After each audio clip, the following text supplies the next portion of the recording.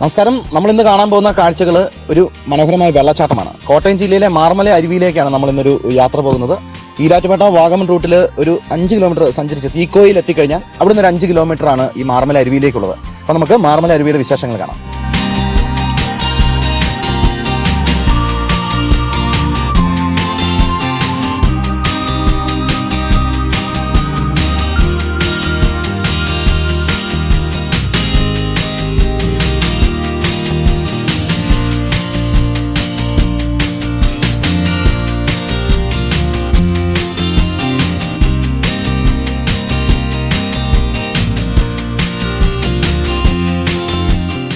അങ്ങനെ നമ്മൾ മാർമല അരുവിയുടെ അടുത്തെത്തിയിരിക്കുകയാണ്.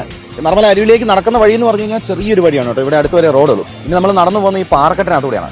സത്യം പറഞ്ഞാൽ മാർമല അരുവി ഒഴുകുന്നതിൻ്റെ ഭയങ്കരമായിട്ടുള്ള സൗണ്ട് കേൾക്കാം. എങ്കിലും ഇതൊരു ശരിക്കൊരു കാടിനകത്തുള്ള ഒരു ഫീലാണ്.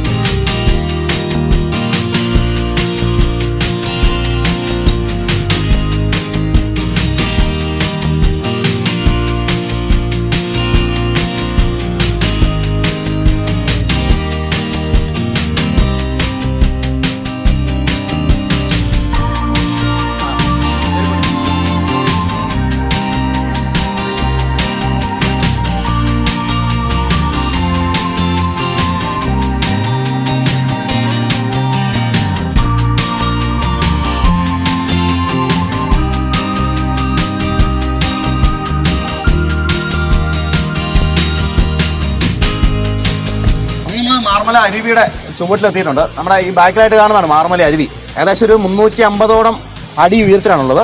നമ്മളിനി അതിൻ്റെ ചൂട് ഭാഗത്തേക്ക് പോവുകയാണ്.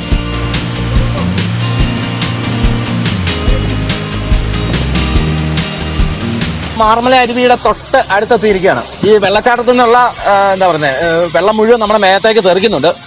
ഭയങ്കരമായ വെള്ളച്ചാട്ടമാണ്. ഇപ്പം എന്താ പറയുന്നത്, മഴ ഇപ്പം ചെറുത് കുറവുള്ളതുകൊണ്ട് മാത്രമാണ്. കഴിഞ്ഞ ദിവസം ഭയങ്കര വെള്ളമായിരുന്നു. പക്ഷേ എങ്കിലും അതിഭയങ്കരമായുള്ള ഒരു വെള്ളച്ചാട്ടമാണ്.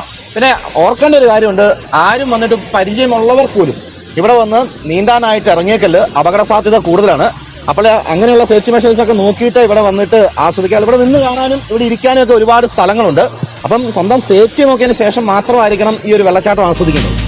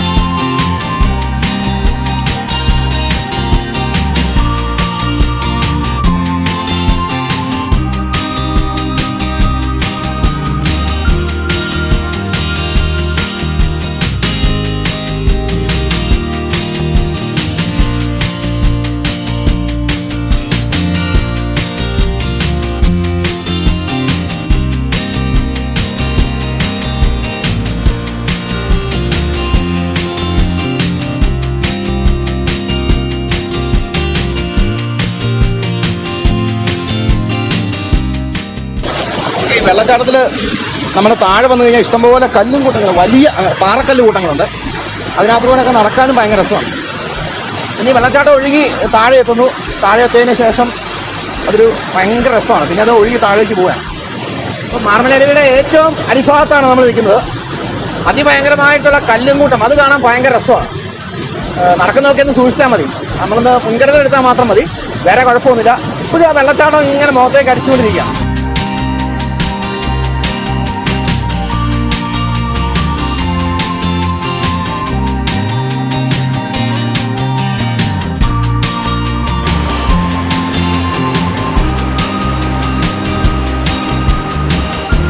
ഈ മാർമല അരുവി എന്ന് പറഞ്ഞാൽ ഈരാറ്റുപേട്ട വാഗമൺ റൂട്ടിലാണ്. അപ്പം നമുക്ക് വാഗമണിനൊക്കെ പോകാൻ വരുന്നവർക്ക് കുറേ നേരം സ്പെൻഡ് ചെയ്യാനുള്ള ഒരു സ്ഥലം കൂടിയാണ് മാർമല അരുവി. പിന്നെ ഓർക്കേണ്ട ഒരു കാര്യം, ഇവിടെ ഈ സമീപത്തായിട്ട് കടകളൊന്നുമില്ല. അപ്പോൾ ഭക്ഷണമൊക്കെ നമ്മൾ കൊണ്ടുവന്നിട്ട് ഇവിടെ നിന്ന് കഴിക്കുന്നതായിരിക്കും ഏറ്റവും നല്ലത്.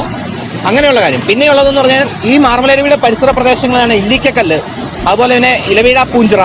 ഇതൊക്കെ കണക്ട് ചെയ്തുകൊണ്ടൊരു ടൂർ പ്ലാൻ ചെയ്യുകയാണെങ്കിൽ ഒരു ദിവസം അടിച്ചു പൊളിച്ച് നമുക്ക് സന്തോഷത്തോടെ പിരിയാനായിട്ട് സാധിക്കും.